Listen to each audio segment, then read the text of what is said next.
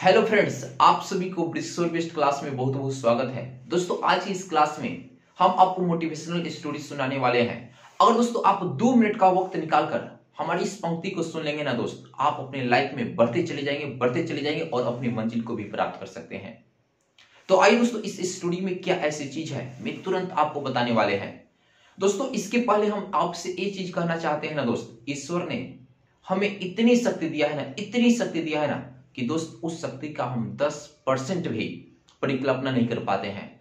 और दोस्तों उसमें से 5% की परिकल्पना कर कर अपने दैनिक जीवन में मेहनत कर कर आगे बढ़ते चले जाए ना, तो दोस्तों हमें इस दुनिया में आगे बढ़ने से कोई नहीं रोक सकता है। तो आइए दोस्त, आपके अंदर प्रतिभा है, उस प्रतिभा को निकालना पड़ेगा दोस्त, उस प्रतिभा को निकालना पड़ेगा। तब इस दुनिया ने आपको मानेगा कि आपके अंदर दम है और आप अपने समाज के लिए कुछ बेहतर करते हैं।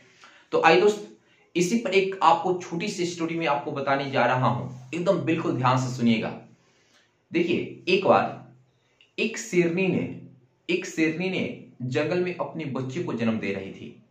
एक शेरनी ने जंगल में अपने बच्चों को जन्म दे रही थी और जन्म देते देते उसकी मृत्यु हो जाती है। और उसी रास्ते से यानी बकरी का झुंड जा रहा था। बकरी में भी एक कैप्टन थी, वो भी बकरी थी। उसने देखी कि अरे ये तो गजब हो गया, अचानक हो गया कि एक शेरनी ने अपने बच्चे को जन्म देते देते वो मर गई, लेकिन उसका बच्चा जिंदा है। वो जो बकरी की कैप्टन थी वो सोची कि क्या करूं, इस शेरनी के बच्चे को अपने साथ इसको ले चलते हैं, नहीं तो ये बच्चा है मर जाएगा ऐसे ही। वो बकरी में जो कैप्टन थी वो भी बकरी थी, उस बच्चे को अपने साथ लेकर आती है और दोस्तों धीरे धीरे पालना शुरू करती है। और जैसे जो बकरी का क्रियाकलाप होता है, वैसे भी जो रहन सहन होता है, वैसे भी जो शेरनी के बच्चा था वो भी सीखना शुरू कर दिया। धीरे धीरे बड़ा होते चला गया और जैसे बकरी बिहेवियर करती थी वैसे वो भी बिहेवियर करते आगे की ओर बढ़ने लगा। और दोस्तों सेम टू सेम प्रक्रिया जो बकरी करती थी, घास चरती थी, जो भी करती थी, वही शेरनी के बच्चा भी वही काम करता था। वो भी अपने आप को बकरी ही समझता था। जानते हैं दोस्त क्या हुआ?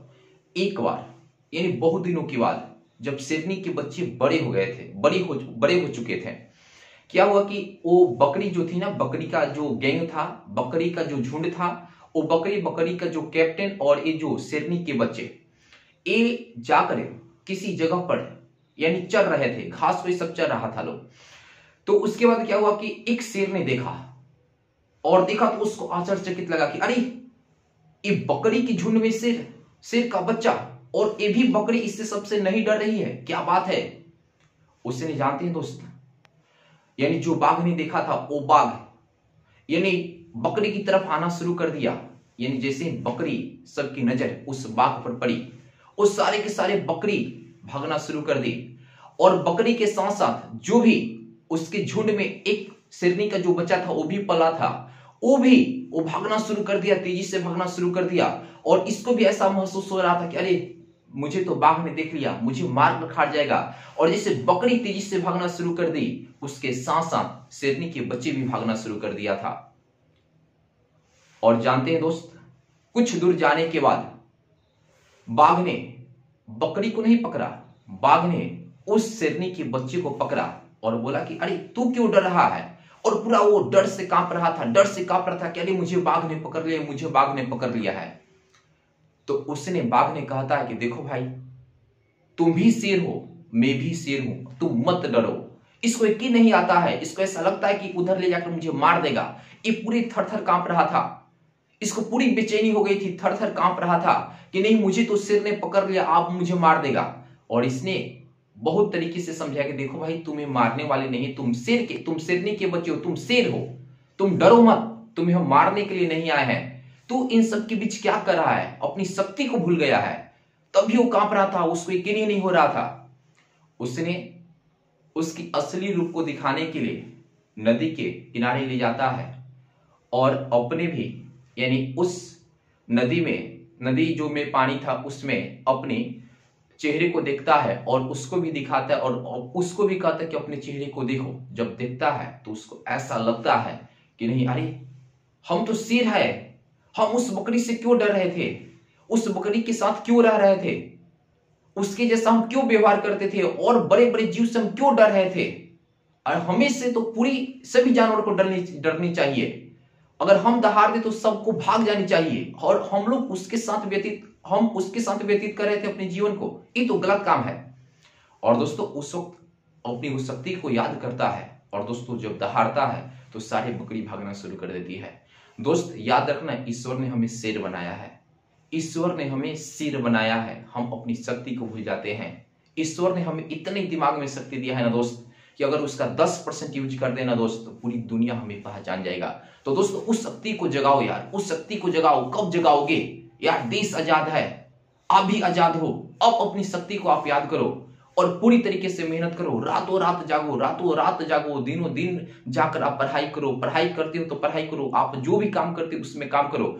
और दोस्तों दुनिया में ये दिखा दो कि इस दुनिया में आप भी हो, और आप भी समाज के लिए अच्छा काम करने का प्रयत्न करते हैं और करते हो।